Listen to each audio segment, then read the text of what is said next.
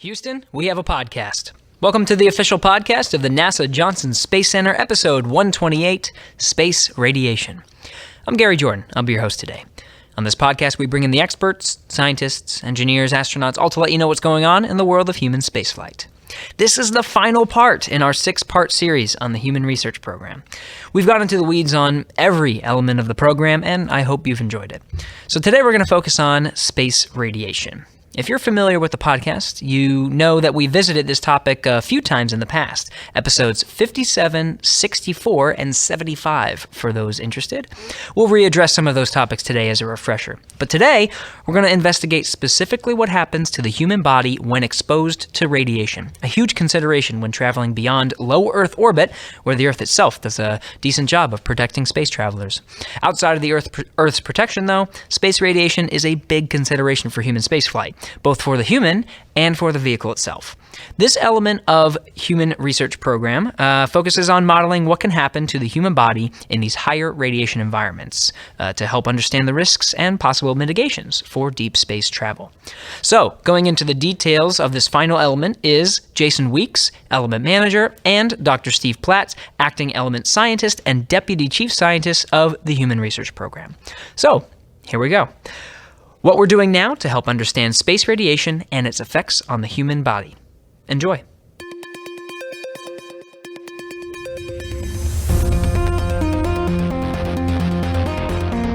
T-minus 5 seconds and counting. Mark. Launch commit lights are correct. Here she goes.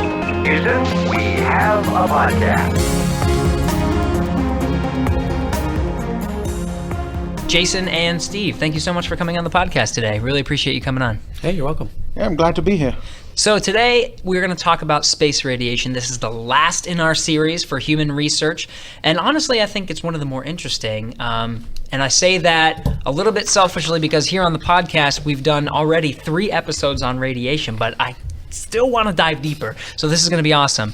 This is all about Human Research Program, the space radiation element of that. So give us a little bit of background on what we're going to be talking about today. How does space radiation affect the human body? Why are we focusing on this? There are a number of things that space radiation can do.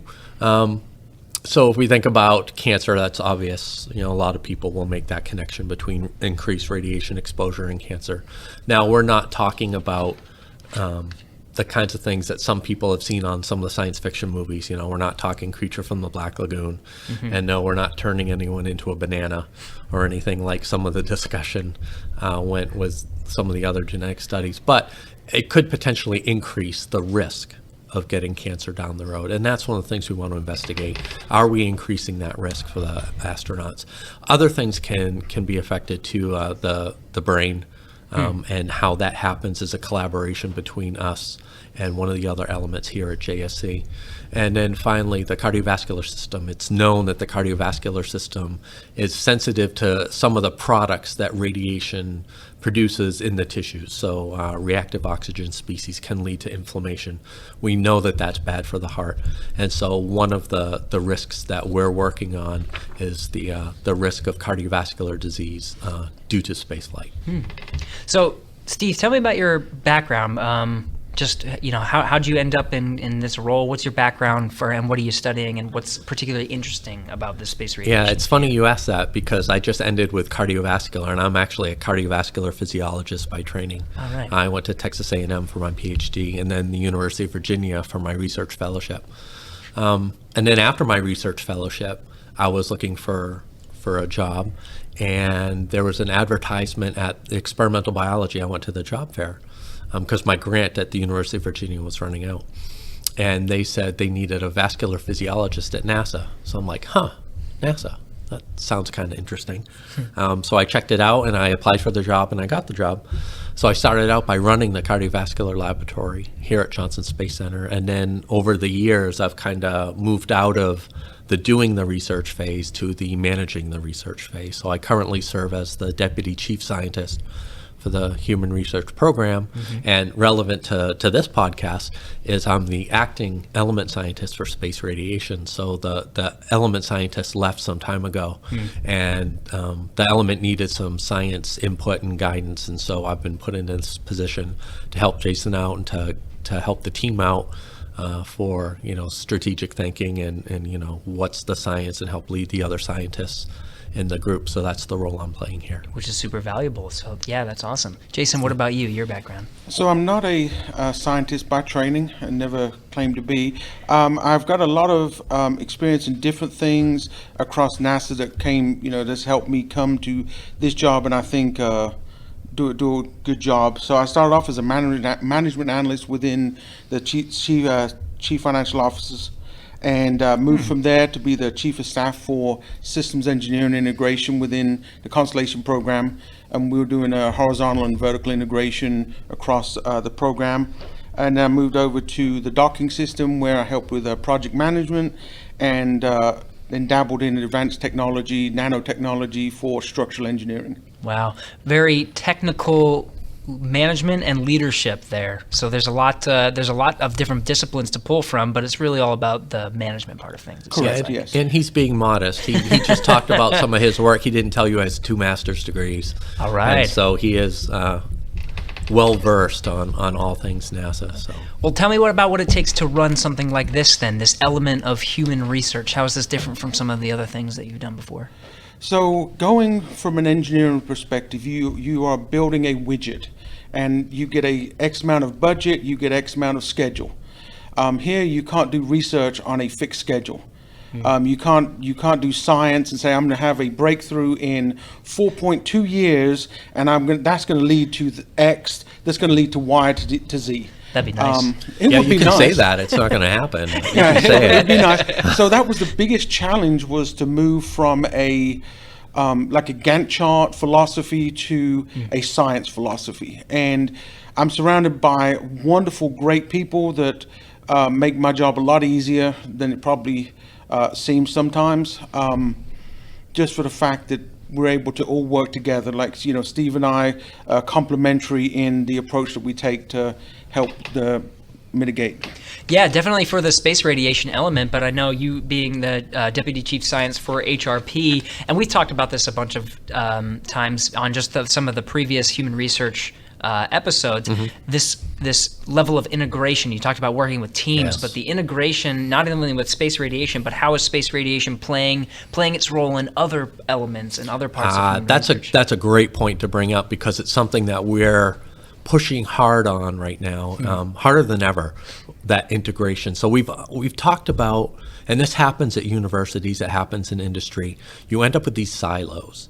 And so you have groups who kind of guard their turf and have their territory and have their budget, and they're all separate. And that has happened here at NASA, where we have different elements want to do their thing and just kind of keep everything else at arm's distance. What we've been working on for the past few years, and we're getting pretty good at, is breaking down those silos and integrating more. For example, I mentioned that radiation can have an effect on the central nervous system of the brain. And so all of the work being done on that now is in collaboration with the human factors and behavioral performance element. And so they're concerned with how the brain's working. We're concerned with how the brain's being affected. And so we're working together to try and answer that question, what's going on in space? And we're doing the same thing with human health countermeasures. And so the cardiovascular system, you can think of, well, why are radiation people studying the cardiovascular system? Well, we're studying the radiation effects on the cardiovascular system. HHC studies the cardiovascular system, so we're working together to make sure we're addressing it from all the right angles. How are we looking at things? We look at things a little differently, but we do complement each other. So that's a new collaboration where that risk has just been put together, and we're working very closely with the folks over in HHC to make sure that that risk gets addressed in all the right ways, with all the right eyes, with all the right experiments to get the best outcome possible. Now, you had to start somewhere, right? Because you're thinking about radiation and all of these different things that it can affect, but obviously that didn't just come out of nowhere. You're like, oh, we need to be looking at this. There has to be some history. So what's some of the background with this particular element, with space radiation? What have we done in the past when it comes to studying the effects of radiation and how it affects the human body? You want to start that, Jason? Yeah. So as we started, we didn't have the benefit of the ISS, right? So we, as the ISS come on board, we were able to start looking at the radiation from the person there. We started doing dosimetry there. As we know, we spoke about the astronauts are similar in that they're like the radiation technologist or nuclear engineer worker. They have dosimeters on when they're on ISS. And they monitor the environment. The SRAG people, the Space Radiation Analysis Group, they work on detectors to understand the exposure. And as we moved along, we started to research, for our perspective, chromosome aberrations, the DNA damage to the astronauts on board the space station, what happens to food and pharmacology as it's on ISS. These different things that we're researching to try to find out, and we're using that on, now we're going to use the NSRL to be able to test countermeasures, so, and then we think about our long-term goal is ISS, Moon, Mars. And so we use ISS as a test bed, but it's within the Earth's magnetosphere, so you're not going to get a true GCR environment on ISS. They're protected. Yeah, so for like a single mission, right, we think about a person stays on there for 6 months, they get about 1/10 of the mission exposure of a Mars mission.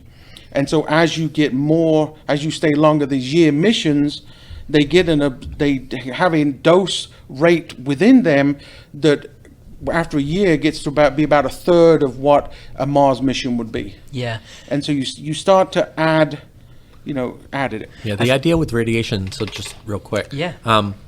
Imagine you're out in the sun, and so you go out in the sun for 10 minutes, and then you come back, especially here in Texas, not too bad, you're okay.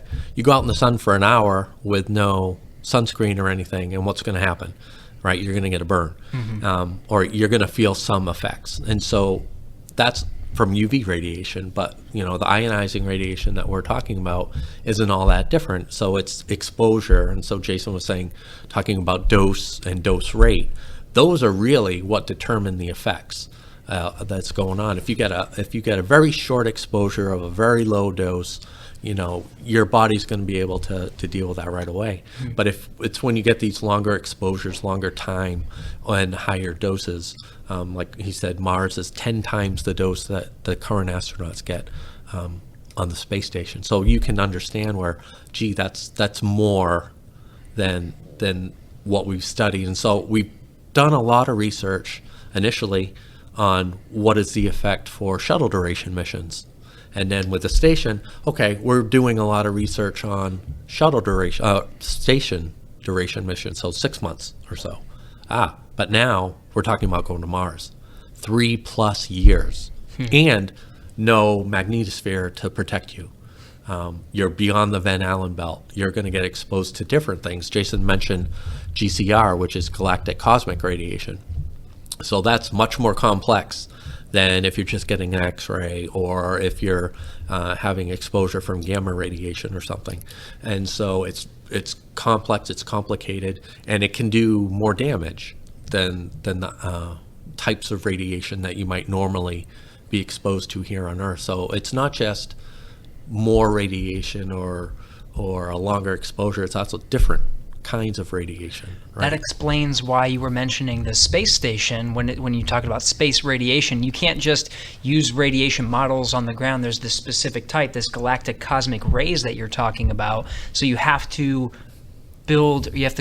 collect data. You said you're using dosimeters, just kind of measuring the environment. It seems like you're investigating multiple different areas of that, just the environment itself. You said its effect on people, its effect on food, but really it sounds like you need that space environment to truly get the data for these specific ones, these galactic cosmic rays. Yeah, and that's a great point. Yeah, and part of what Steve and Dr. Fogarty talk about is, you're going to experience the thing as a whole body.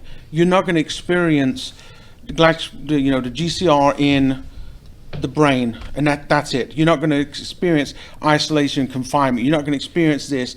You're going to experience all of these stresses at the same time. And so, what are they experiencing? And so, from as we learn more on the ground, we learn more on ISS, there's a couple of things that we look at is space radiation, is it additive? Does the radiation add on to microgravity or alter gravity? Does it have synergistic responses? Is it synergistic and the radiation can cause even larger effects with either one or two of them alone or combined, or is it antagonistic to where they may actually cause, you see, a kind of a decrease because they're the way they're working. So these are the things, as we learn more, we're able to better understand what we're going to face on a 3-year mission. It's not like a 6-month or 1 year. I mean, these guys are going to be gone for 3 years. Yeah. And that's, I'm getting a better feel for understanding, not only is it just, I was, trying to think maybe it's exclusively the galactic cosmic ray, but use the word synergistic. It's all of these different factors. It's a number of different stressors, because that is the reality of spaceflight. The reality is that you're going to get blasted from all different areas, and you have all these different areas. Steve, you mentioned before this integration with all these different components of human research, thinking about the human health countermeasures, thinking about the human performance, all these different elements, and understanding the totality of the stressors on the human body sounds important to that. Yeah, we like to think of it more as the environment of spaceflight. Yeah. In kind of the older days, we used to think about it as microgravity. So we would talk about the microgravity environment, but that's not really just it. It's the whole environment of spaceflight. So that includes microgravity, that includes space radiation, that includes isolation and confinement. That has a big psychological stress. And that psychological stress gets converted by the body into a stress response. And if you look at the mechanisms for that stress response, they're very similar to the mechanisms that we see from radiation or from microgravity. So we have this idea of potentially a common pathway. So is there a pathway by which all the different effects, or many of the effects of spaceflight, kind of come together into a bottleneck and then cause the responses that we see? And if there is, that's a great place for us to do research, because we can get more bang for our buck by researching within that pathway. So that's a field of research we're working on right now. Is there a common pathway? And if there is, what is it? Now, some of us, think we might have an idea what might be going on, but, it's just a hypothesis. And so we're working on that research right now. So there you go. That's pretty exciting part, is getting all those things together, like you were talking about, the integration, getting lots of different people thinking about the same thing from a slightly different viewpoint, and then how can we solve those issues? Because our goal really is all the same. We want to keep the astronauts as healthy as possible. We want to keep them safe. We want to come up with countermeasures that can treat any issues they have. And we also want to figure out what potential issues there are so that we can prevent them. And so it's more holistic medical approach to the astronauts. It's not just treating issues, it's preventing issues. So it's preventative medicine and those kind of things. And we work with the medical folks quite a bit too, along those lines. And just to be clear, there are 2 types of radiation. We talk GCR because that's the big, that's the heavy penetrating protons, but we also have solar particle events. Oh, and right. so they're from sun flares. Yeah. sun flares, and they act in a yin and a yang effect, where the solar particle events, when you're in the high part of it, the GCR is low, and when the solar particle event cycle is low, GCR is going to be high. So you use that when you're doing the mission planning. You want to go and do the worst of it during the solar max, because then GCR is going to be less. That's right. But there's there can be events, I guess, solar events like a solar flare that Right. could cause even more issues, And right? and that's where we spoke earlier with the Space Radiation Analysis Group. They're kind of like the sister organization to us. They're looking at the operations on ISS right now, and they're doing a lot of space weather forecasting to where they've got it down pretty well to where there may be one or two events that might pop out, but they, for the most part, they understand what's coming, and they're getting better and better at understanding what that is. So tell me about the full scope of space radiation, Jason. The way that we have this element of human research, and we're focusing on space radiation, how it affects the human body. What is the scope? What are the things that are important to you? Where are you putting your resources in terms of studying in these places and working with these researchers, and the full scope of what you're doing? So the good thing about us is we touch a plethora of universities out all across the U.S. We also partner with, we couldn't be where we are today without the terrestrial research.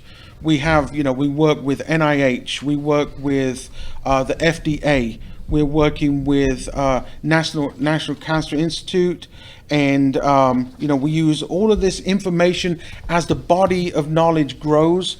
To go into, we take that data and apply, try to do mitigation and testing within at the NSRL to where we can use that, because not everything terrestrially will go to space and work 100% like it does on Earth. Yeah. So we have to take this works, and we can repurpose this to go to NSRL and test it. Does the mitigator work the same within a GCR environment as it would on Earth? If it does, that's great. We can do more testing, and we can move up. We use an FDA animal rule to where we can't just go and irradiate a human. That's not. The IRB frowns on that. Yeah, that's looked down upon. Yep. Right? Yeah, right. So we have to take an approach to where we can ultimately translate between rodents or whatever to humans. To where we can give them the best chance to thrive in the space environment. Hey, can you give the listeners a little more information on NSRL and what that means? Yeah, so I'll go through the little spiel real quick. So NSRL was commissioned in 2003. It's a joint, we fund the operations, and it's managed by the Brookhaven Lab for Department of Energy in Brookhaven, New York. Let's see, it operates about 1,200 hours a year. We have 3 runs: a spring, summer, and fall. And what we did back several years ago, as the lander went to Mars, we were able to get the data from the dosimeter there and understand what that environment was, what the actual environment from the Earth to the Mars looks like based on that dosimeter. And the team at NSRL started working on how do I go from just doing an individual ion, which is usually what happens pretty much around the world. I can go to Chiba and do an experiment, and I can get a proton or a helium or an ion. But we know that's not the environment. We've got a lot of good information from 30, 40 years of research, but we understand we're going to galactic cosmic radiation. So we started working on a GCR sim, and summer of 18 was the first time we did a run using the galactic cosmic radiation simulator. So what that does, we're able to run back to back 33 ions within 90 minutes. So we're able to create or simulate the GCR environment on Earth. And it's the only place on Earth that this can be done. So it's the next step. It really is an evolutionary step to go from single ion to 33 ions. You essentially get in a periodic table through a 90-minute to where we can look at what happens with a chronic exposure. That's what we're looking at. We're not looking at a 6 month or a year. We're looking at a chronic exposure. What does that do to the body? Oh. So it really is cutting edge. Yeah, and to follow up on that, think about what events we have here on Earth that we can use to simulate, or at least to model spaceflight radiation. So a lot of the information that we have is from Hiroshima, so atomic bomb survivors, right? That was a one-time event, radiation exposure. We have nuclear workers, we have all these other things, and those go into models. We have animal work, those go into models. But you can't, as we were joking earlier, you can't irradiate a human. However, if you have humans who are being treated with radiation for cancer, you are essentially irradiating a human. And if we can get them to volunteer for research studies, then we can get something out of a bad situation. And so we have 2 of those studies going on right now at MD Anderson Cancer Center. We have a study looking at the cardiovascular system, and we have a study looking at the central nervous system. And they're both using cancer patients who are being treated for various cancers in the head, neck, and thorax. And we are looking at how those exposures are affecting the heart and are affecting the brain. So we're not just using animal models, we're not just using computer modeling, we're doing the best we can to get human research in an ethical and safe way. And we're making big leaps in that category. Jason's mentioned GCR a few times, and we can't emphasize enough how important that is, because a lot of our historical research is single ion or it's single exposure. Think about exposures, and so you get something once, and so the way people have simulated space radiation is they've given the entire dose you get in a mission at one time in a few minutes or an hour or something like that. Now imagine the difference that your body's going to see if you were to give it a little bit every day or a little bit every week over the course of a much longer time point. The biological difference is huge, because you have all these internal repair mechanisms that your cells use to repair DNA and to fix organelles that are not working properly, or to take cells out that are not functioning properly. The average person actually develops cancer many times in their life, but most of the time your body gets rid of it. Right? Your natural immune responses get rid of that cancer cell or those cancer cells before they ever become an issue. And so for chronic, which is what our astronauts will see over the course of many years, it's quite different. And so until recently, we haven't been able to take advantage of that. We've had to use computer modeling to say, okay, from a theoretical basis, taking this bolus or this one-time dose, what do we think is going to happen if we were to spread it out? Now we can actually spread it out. And we have another facility at Colorado State that we use where they can give chronic low doses, and they have a source, and it just gives off a constant, well, relatively constant because you have decay, dose, and they modify that so that we keep the same dose every day. And then we can get data on long, low exposures, these chronic exposures that are going to be more similar to what we're going to see in a long duration spaceflight. So we're getting better and better and better. We're getting more relevant. We're getting more space-like. We're not having to extrapolate as much. And it's a very exciting time for us. And we're looking forward to all the things we can do in the future. And so I think one of the things that Steve hit on was the radiation quality effects. And just for what that is as we said, we got the 32, we got those ions. Not every ion is created equal. And so what we have to do is look at we have to make it equivalent. So what we have is, we look at an ion, for example, and an ion will go through you, and it'll be 0.5 gray is what is what goes through your body.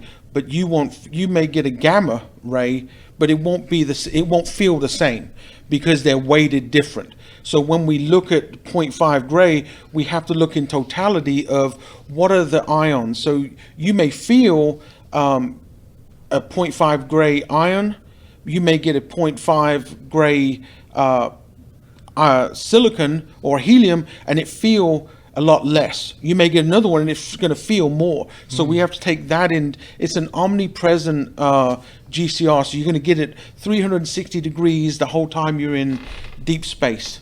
And so we have to look at these unique challenges that we're facing. Yeah, I'm hearing when it comes to trying to, I mean, the goal here is to have the best understanding of what the space environment is like and to understand what it's doing to the human body. It sounds like when it comes to researching this, data over long periods of time seems to be a very important thing. You're talking about chronic was the word, Yep. And then it sounds like making sure that the models, particularly here on the ground, are representative of what is truly out in space. So getting that accuracy. Yes. It sounds like just a lot of data collection. There is, Yeah. and there has been for quite some time. Yeah, Yep. yeah, that's a lot of different rays. So it sounds like when it comes to trying to understand space radiation, there's a lot that has to do with gathering data over long periods of time, this long data collection, to understand this, because that's really truly representative of what it's like to travel through space. You're going to be there for a long time. And then, Jason, you mentioned this trying to best model all of the different parts. You mentioned all of the different ions and making sure that that's representative of what you're actually going to see in space. We have a lot of data collection on the space station, so there's a lot that we can learn there. I know going forward, though, we're talking about this new program called Artemis. Mm-hmm. The moon is a different radiation environment from low Earth orbit. Yes. What is it that we are looking forward to doing there? So the moon is actually much more Mars-like than low Earth orbit is. So you will get more galactic cosmic radiation. I think the estimates are it's about half of what we might see when we're going to Mars. So it's actually a great place to look at radiation. So our idea has been we're going to use the moon as an analog for Mars. Just like right now we're using the space station as an analog for the moon and for Mars. And so it's always that forward looking. What are we going to be doing next? What do we have to protect for next? And so one kind of, it might sound like a crazy idea that we came up with, but I think in the long run it could be helpful is having a vivarium on the moon, right? Sounds kind of nutty, like, well, why would we want to do that? But think about this. And so we do a lot of research with animal models. Imagine if we have the animal models on the moon getting exposed to the reduced gravity every day, constantly. And then also, if we vary the shielding in this habitat, we could end up with these animal models being exposed to different levels of GCR all at the same time. And then if we leave them there long enough, that really will be the best simulation of what's going to happen in a trip to and returning from Mars. So we can get a lot of information out of the lunar exposures to predict what we're going to see in Mars, because we don't want to discover what Mars is going to be like when we get to Mars. We need to know way beforehand.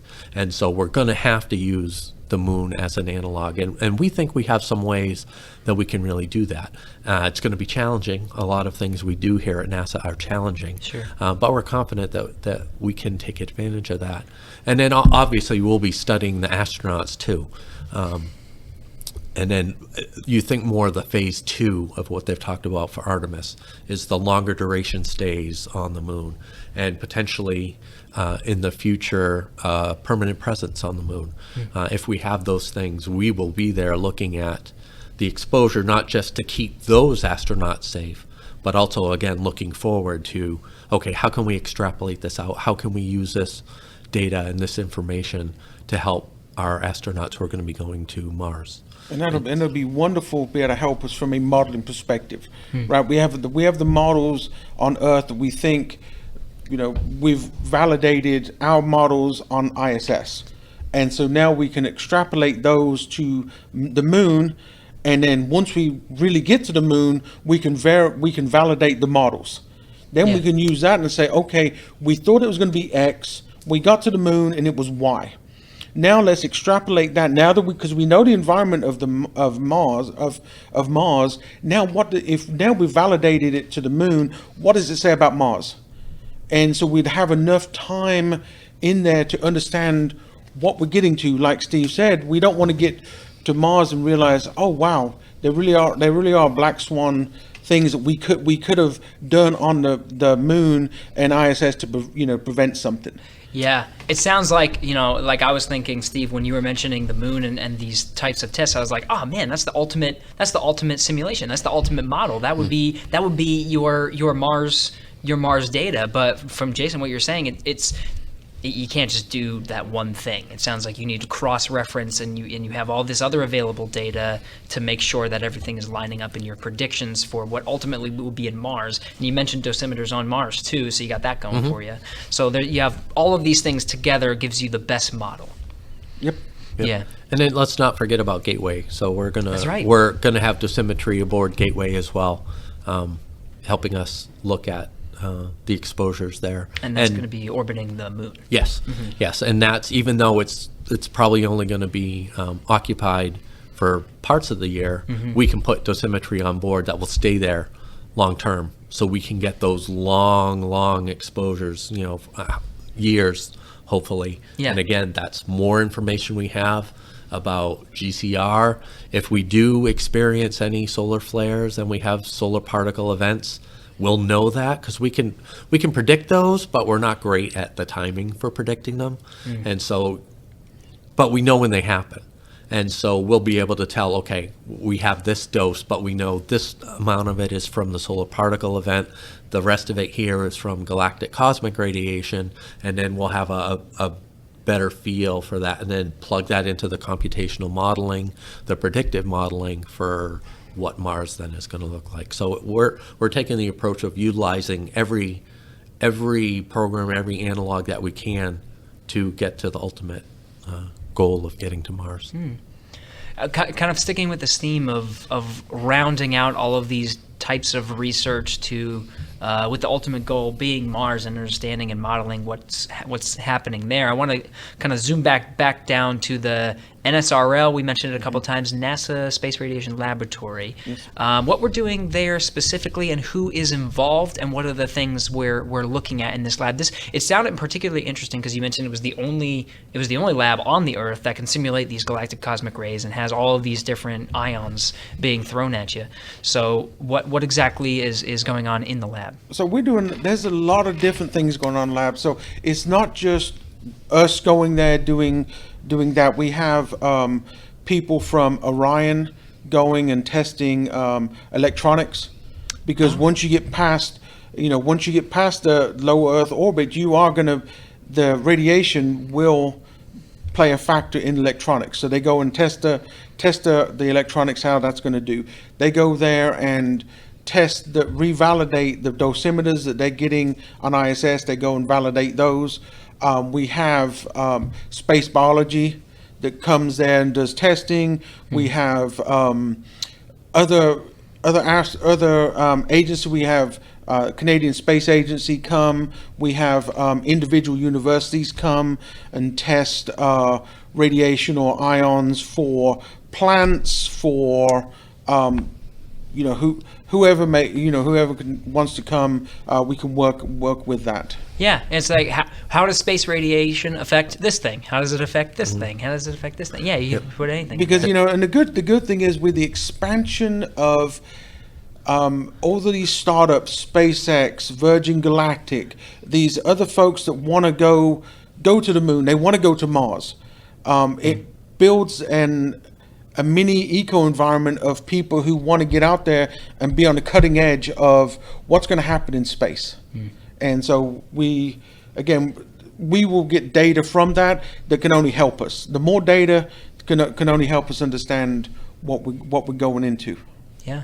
So, I mean, thinking about that, it sounds like there's still a lot of data gathering to fully understand what's going to happen, but things that we need to be careful, that we can say right now, we need to be careful of this when we're en route, let's say Mars, for example. We are en route to Mars. What do we have to be careful of? What do we have to understand? What's happening in terms of the environment of space and what's happening to the astronauts? How much the whole duration of a Mars mission, that could be 3 years-ish, maybe. So what do we understand now? What are the things we have to look out for? Well, we know that the predicted radiation exposure will increase the risk for some cancers.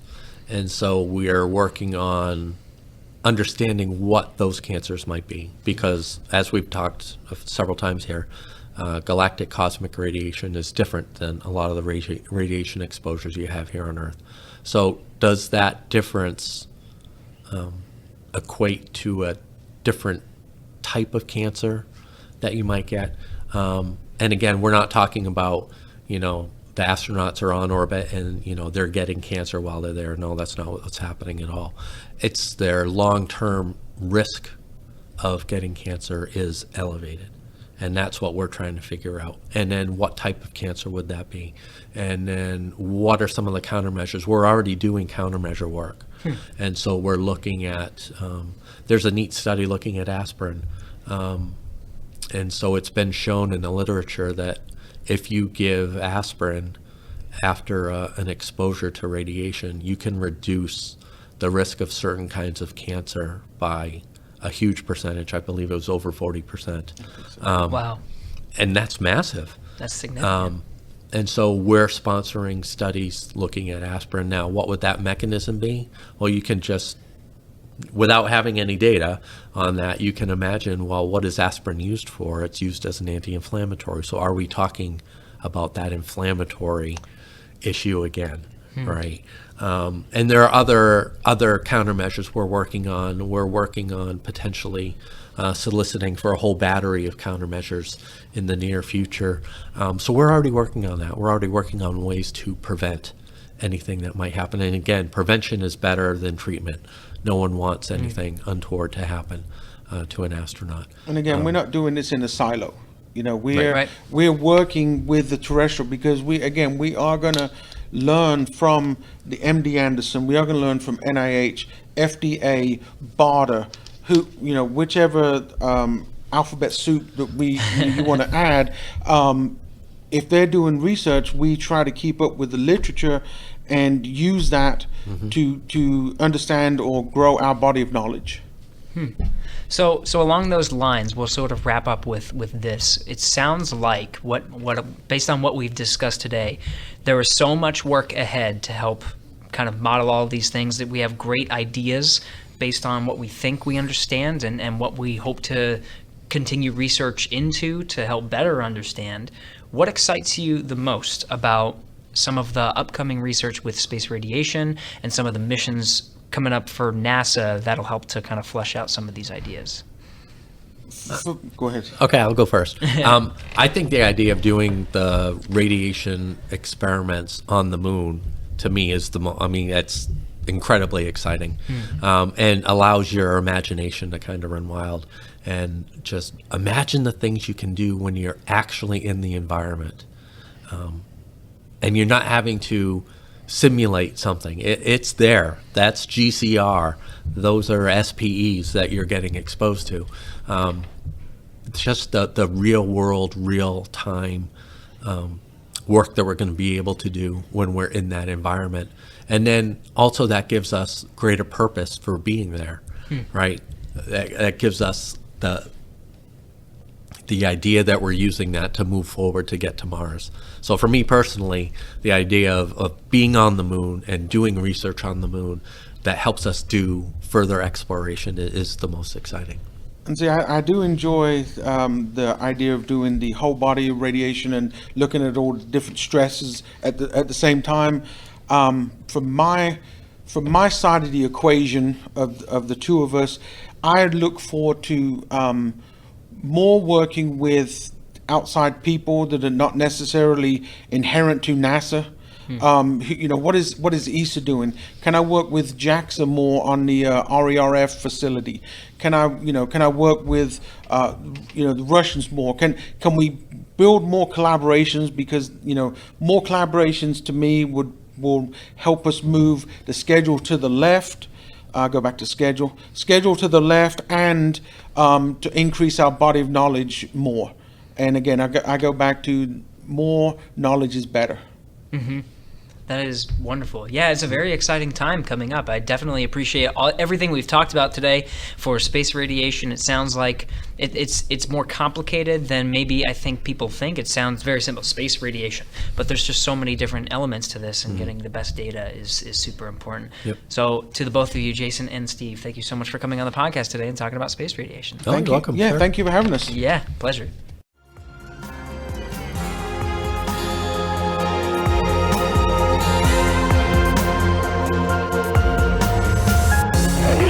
Stop of the space shuttle. Roger, 0J, and I feel Shuttle has cleared the tower. Came in peace for all mankind. It's actually a huge honor to break a record like this. Not because they are easy, but because they are hard. Houston, welcome to space.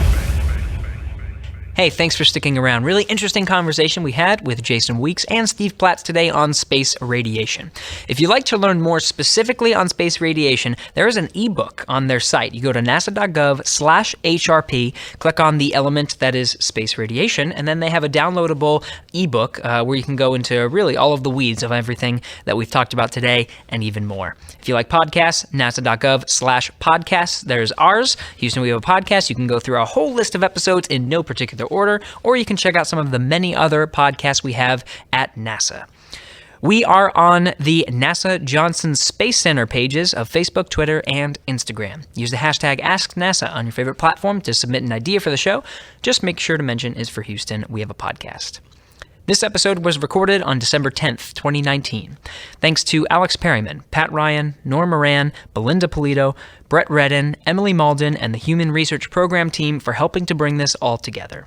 And thanks again to Jason Weeks and Steve Platts for taking the time to come on the show. That wraps up our series on the Human Research Program. I hope you enjoyed it. Give us a rating and feedback on whatever platform you listen to. Tell us how we did. We'll be back next week with your regularly scheduled programming.